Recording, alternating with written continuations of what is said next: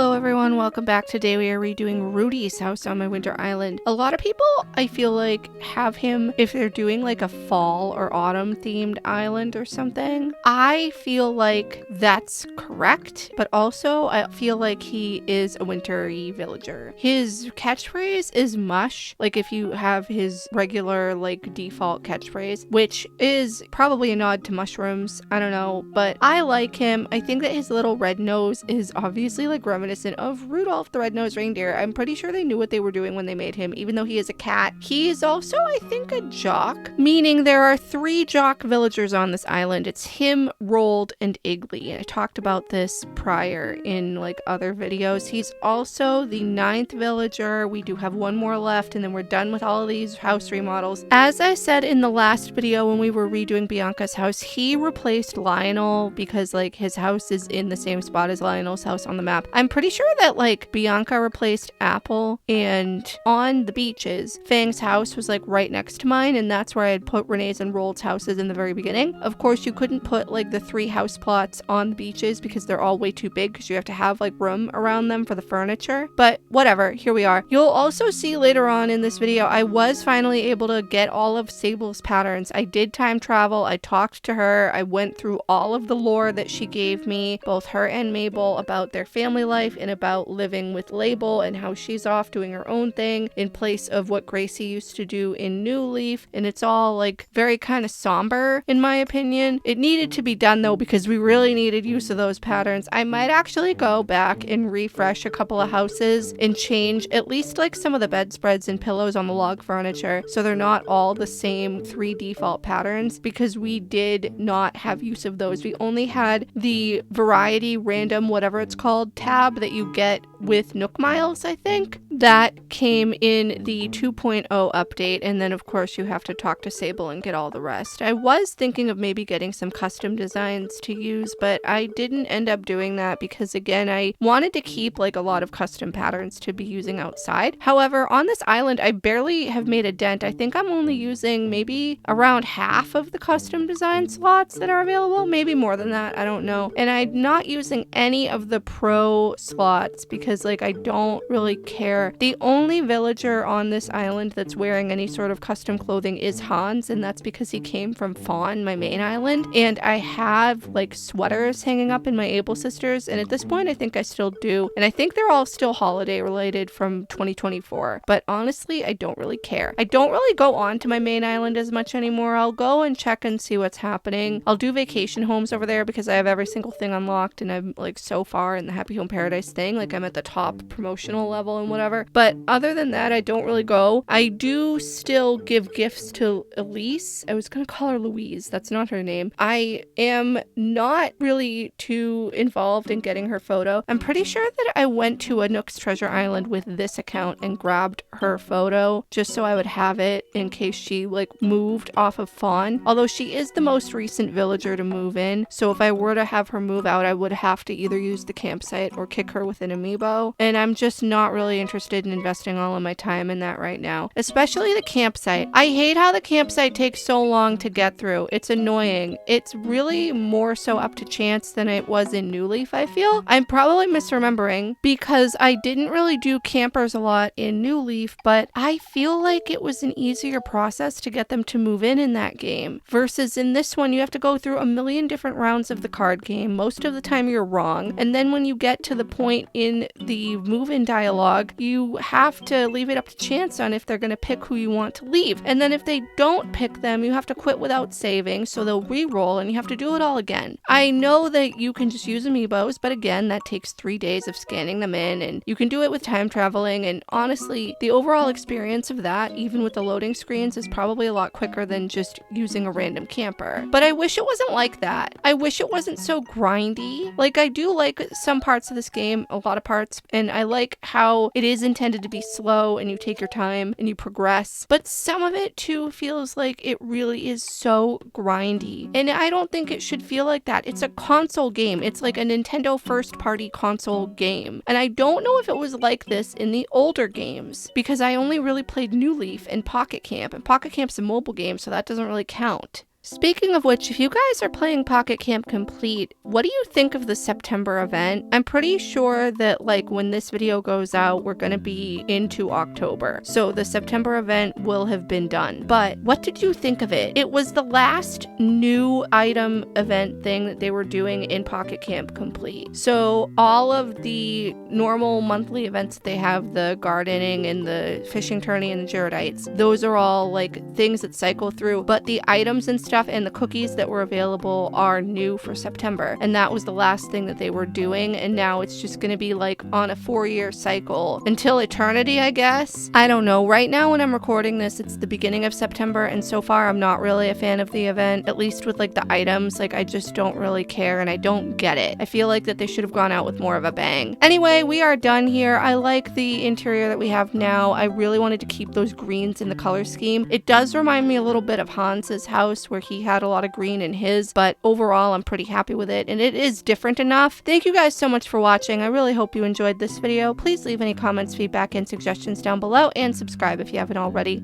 I'll see you in the next one. Bye.